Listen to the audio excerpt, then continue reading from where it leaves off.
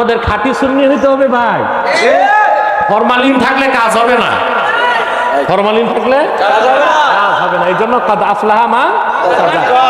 আগে শিরক কুফর আর বাতিল আকীদা দূর করে হৃদয়টা পবিত্র করতে হবে। সুবহানাল্লাহ বলেন। হযরত ওয়াসির ঘটনা শুনতেছেন, আল্লাহ ঘোষণা করলেন আর যারা আল্লাহর সাথে অন্য কাউকে ইলাহ বলে ডাকবে না, মানুষ হত্যা করবে না, জিনা করবে না, তাদের প্রত্যেককে আল্লাহ মাফ করে দিবেন।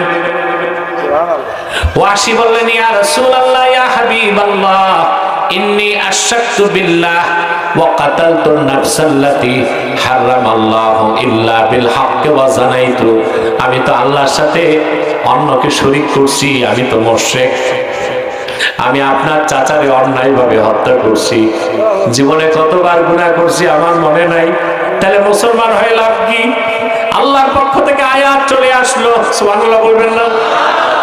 আল্লাহ ঘোষণা করলেন, ইল্লা মান তাবা ওয়া আমানা ওয়া আমিলা আমালান সালিহান ফাউলাইকা ইউবাদদিলুল্লাহু সাইয়্যাতিহিম হাসানাত ওয়া কানা আল্লাহু গফুরার রহিমা।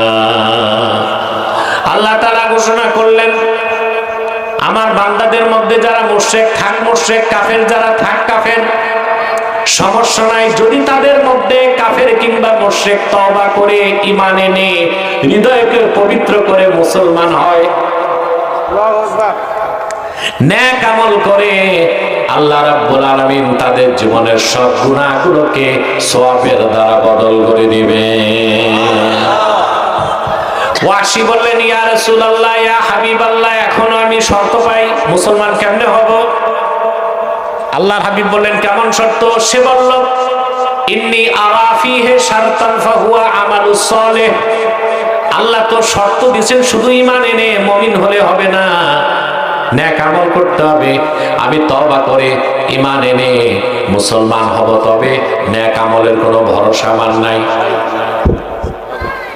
আল্লাহর পক্ষ থেকে আবার আয়াত নাযিল হয়ে গেল, ইন্নাল্লাহা লা ইয়াগফিরু আন ইউশরাকা বিহি ওয়া ইয়াগফিরু মা দুনা যালিকা লিমান ইয়াশা।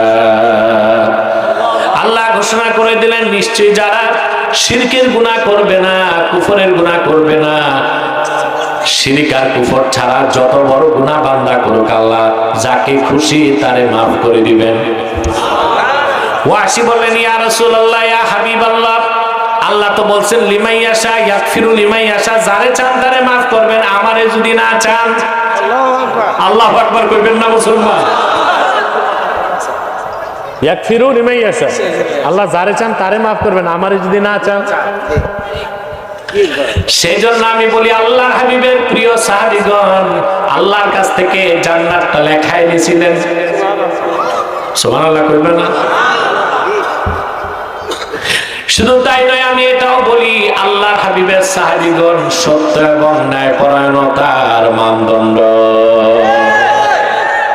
মিকয়াসুল হাক্কি ওয়াল আদালা। সুবহানাল্লাহ বলেন। এটাই আহলুস সুন্নাহ ওয়াল জামাতের আকীদা। আকীদাতুম মুস্তাহকামাতুন সাবিতাতুন বিনুসুসিল কুরআনি ওয়াস সুন্নাহ ওয়া ইজমাইল উম্মাহ। নসে কোরআন, নসে হাদিস ও ইজমাই উম্মাহ। আল্লাহর হাবিবের সাহাবীগণ ছিলেন সত্য ন্যায়পরায়ণতার মানদণ্ড। চিল্লা এখন আল্লাহু আকবার। ভালোবেসে জোরে বলেন আল্লাহু আকবার।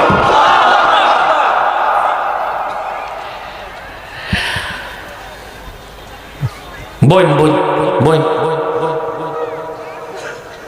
হয়েছে না? হ্যাঁ হয়েছে, তোমার মতো হয়েছে।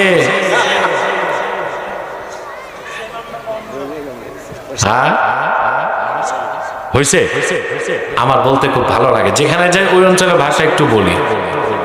জি আমার ভাইরা, এবার আল্লাহর পক্ষ থেকে চূড়ান্ত ঘোষণা আসলো, قل يا عبادي الذين أسرفوا على أنفسهم لا تقنطوا من রাহমাতিল্লাহ ইন্নাল্লাহা ইয়াগফিরুদ যুনুবা জামিআ ইন্নাহু হুয়াল গফুরুর রহিম।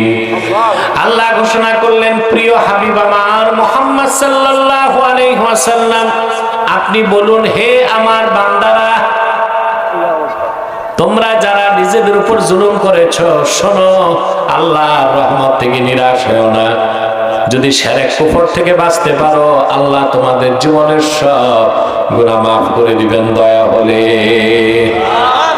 তাহলে ভাইরা, প্রায় 50 মিনিটের আলোচনা থেকে কি শিখলাম? সফলতা যদি চান, মানি, মাসাল, ম্যান্ডেট, সফলতার জন্য ইমানের পথ ধরতে হবে।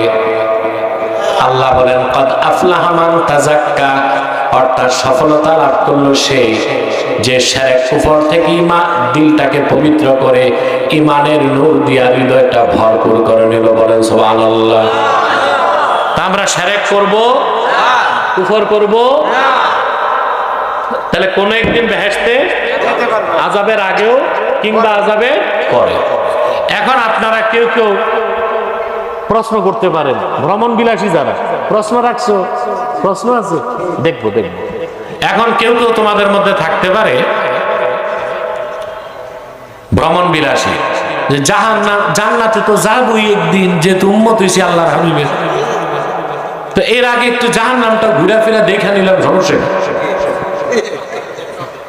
এরকম সব কার কার আছে? হাত উঠাও। একজন উঠেছে, বুঝে নাই। এই জন্য আমি বলি, বাঙালি হুজুগে বাঙালি না, না বুঝে বাঙালি। বুঝছই? হুজুগে বাঙালি না, না বুঝে, না বুঝে। প্রিয় ভাইরা, খেয়াল করেন। তাহলে আমরা আজকে শিখলাম, আমরা শিরক কুফর, তা বেহেশতে একদিন যাব। আরে যাবা না কেন? আল্লাহর হাবিবের সাথে আল্লাহর ওয়াদা, আল্লাহর হাবিবের প্রত্যেক উম্মত বেহেশতে যাবে। আল্লাহ তার হাবিবকে সূরা দোহাতে বললেন, ওয়ালা সাওফা ইউতিকা রাব্বুকা ফাতারদা। মুহাম্মদ সাল্লাল্লাহু আলাইহি সাল্লাম, আপনার রব আল্লাহ হাসরে আপনাকে ততক্ষণ দিবেন যতক্ষণ আপনি রাজি না হন।